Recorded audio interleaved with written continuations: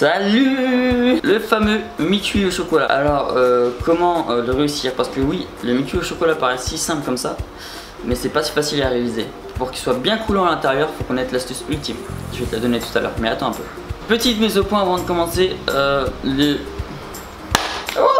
petite mise au point avant de commencer, ne pas confondre le mi-cuit au chocolat avec le fondant au chocolat, parce que le fondant n'est pas coulant à l'intérieur, il a une texture fondante en bouche, comme son nom l'indique. Voilà, maintenant c'est clair, on est voilà, entre nous on est bien, on peut commencer.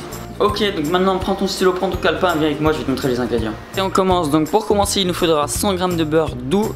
Je précise bien du beurre doux parce que le beurre demi-sel donne un goût salé, comme son nom l'indique, à votre mi-cuit. C'est pas le but recherché. 200 g de chocolat noir pâtissé. Donc prenez pas votre chocolat à bouffer comme ça dans les brioches. C'est du chocolat noir pâtissé qu'il faut. 6 œufs, on s'en fout, fermé, pas fermé, on s'en fout. Voilà, moi je suis pas difficile. 2 cuillères à soupe comme celle-ci de farine, 120 g de sucre blanc. Continuons avec les ustensiles de cuisine qu'il faudra pour cette vidéo. Donc il faudra une maryse, un fouet, un moule à gâteau. Ok les gens, donc maintenant passons à la recette. Vous allez commencer par faire fondre le chocolat et le beurre. Donc soit au bain-marie, soit vous cassez les couilles à faire au bain-marie, à chauffer l'eau, à mettre un récipient et tout, à tout laver après. Soit vous faites comme moi, vous mettez au micro-ondes, donc dans un petit bol, hein, un truc qui va au micro-ondes. N'ayez pas peur, le chocolat ne cramera pas parce qu'il y a le beurre avec, tout simplement. Pendant que votre chocolat fondre et votre beurre, vous allez faire le reste, donc on va casser un les œufs dans le récipient.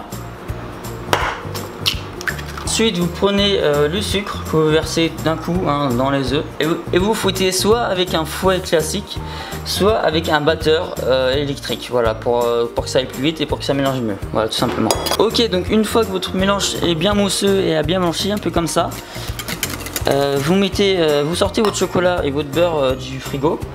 Donc moi il est là, donc vous mettez à peu près 1 minute 30, ça suffit. Hop. Et vous, avec la maryse, vous finissez de mélanger le chocolat et le beurre pour que ça soit bien homogène. Une fois que vous avez bien fini de mélanger, ça donne une texture comme ça, bien homogène. Je sais pas si vous voyez bien. Hop. Ça a d'ailleurs très bon goût. Vous mettez votre beurre dans les œufs et vous fouettez énergiquement après. Simplement parce que sinon le chocolat qui est chaud du coup, vu qu'il sort du micro-ondes, va cuire vos œufs et c'est pas une omelette qu'on veut, c'est demi-cuit, du coup il faut mélanger énergiquement après. Une fois le mélange terminé, donc ça donne une texture comme ça, vous mettez la farine tout simplement. Donc là il n'y a pas beaucoup de farine, ça va, mais quand vous faites des grosses quantités, allez-y petit à petit pour pas faire plein de grumeaux. Maintenant vous mélangez de façon à ne pas faire de grumeaux, c'est-à-dire calmement, doucement en fait. N'allez-y pas comme un bourrin, sinon vous allez faire des grumeaux à coup sûr. Une fois que vous avez fini de mélanger tout ça, l'appareil est prêt, il n'y a plus qu'à mettre dans le moule, donc on va voir ça tout de suite. Donc avant de mettre la pâte dans les moules, il faut que vos moules soient beurrés et farinés, donc en termes culinaires ça s'appelle tapisser. Donc en fait c'est juste le fait de beurrer et fariner vos moules. Donc, et pour ça il faut que vos moules soient bien secs, sinon le beurre va pas bien se coller aux parois et du coup votre gâteau va coller à la fin. Donc, maintenant que vos moules sont tapissés, donc beurrés et farinés, on va mettre la pâte dans les moules. Pour l'astuce ultime que je vous ai parlé au début de vidéo pour réussir à coup sûr vos mi-cuits, c'est tout simplement la cuisson. Donc il faut vraiment avoir la cuisson parfaite en fait. Faut préchauffer le four à 180 degrés. Donc une fois que vous mettez vos mi-cuits dans le four, il faut vraiment que le four soit à 180 degrés et pas plus pas moins.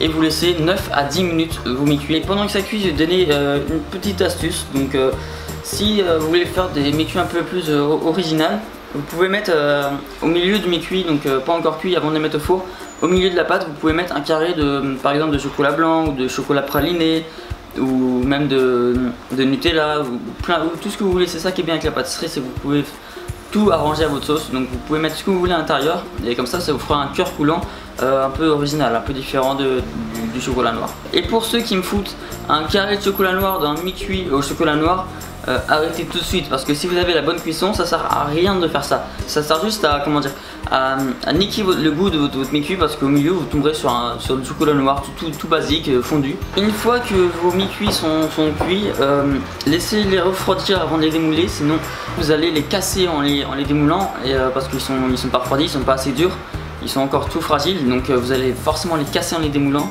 ou alors ce sera compliqué de pas les casser. Donc laissez-les refroidir, complètement. Avant de servir, mettez-les 30 secondes au micro-ondes, 30 secondes pas plus au micro-ondes pour que l'intérieur redevienne coulant. Et voilà, vous pouvez servir comme ça avec une petite boule de glace vanille et de la chantilly, c'est parfait. Ok, regardez-moi cette merveille là. Donc je vais le couper en deux pour que vous voyez l'intérieur.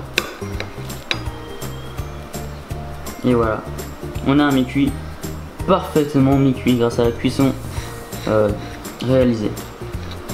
Donc la recette est finie, donc voilà, je vous ai montré comment faire un basique de la pâtisserie. Donc c'est facile, vous avez vu, il y a juste la cuisson à parfaitement gérer. Donc n'hésitez pas à partager ça sur vos réseaux sociaux pour faire profiter tout le monde. Et quant à là, dites-moi en commentaire si vous avez fait la recette, dites-moi en commentaire, voilà, si votre cœur était bien coulant, est-ce que vous avez mis un cœur différent au milieu. Donc voilà, dites-moi tout dans les commentaires. Et en attendant, je vous dis à plus et n'hésitez pas à mettre un petit pouce j'aime, ça montrera que vous avez kiffé. Et voilà, salut.